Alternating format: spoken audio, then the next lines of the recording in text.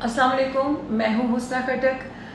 देखिए, आए दिन ज्यादती के केसेस हो रहे हैं और फिर भी इबरत जो है ना, हमें इबरत हासिल होती है, ना हमारे घर वाले सुधरते हैं, ना हमारी घर की औरतें सुधरती हैं। भाई, आप मुझे एक बात बताएं, आपको नहीं लगता है कि आपका बच्चा अब गैर महफूज है? अच्छा, खवातीन हैं जो पढ़ी लिखी, उनका ये फर्ज बन गया है कि हम नौकरी करें, हम ज्यादा से ज्यादा कमाएं। भाई, किसके लिए कमा रही हैं जब आपका बच्चा ही महफूज नहीं? आप मुझे एक बात बताएं, जब आपने एक शादी कर ली है, आपका एक शौहर है और वो कम पैसे कमा रहा है या ज्यादा कमा रहा है, आपका काम बनता है आप उसी में गुजारा करें।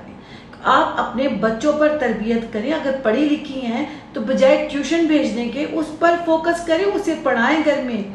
क्योंकि जब आप बाहर उनको निकालते हैं, जब वो ट्यूशन पे जाते हैं, जब वो दुकान जाते हैं, तो वो आप घर पे नहीं होती हैं। ठीक है, तो मोहल्ले वाले ये चेक कर रहे होते हैं। और ये बात याद रख लीजिएगा कि ये जो लोग होते हैं हवस परस्त, ये जो ज्यादती करने वाले, ये सारे अपने और हमसाए ही हो सकते हैं, कोई गैर नहीं आता।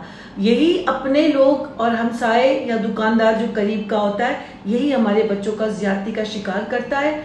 अब तो बड़े क्या, छोटे क्या, औरतें क्या, हर कोई ज्यादती का शिकार हो रहा है। क्योंकि जरूरी नहीं है कि अगर कोई मर्द जिसकी शादी नहीं हुई है वही हवस परस्त है। हालांकि अगर देखा जाए तो मेजॉरिटी केसेस में शादीशुदा मर्द ही किसी बच्चों को ज्यादती का शिकार कर रहा है, औरतों को शिकार कर रहा है। तो लिहाजा वो, मुझे लगता है, जहनी मरीज होते हैं।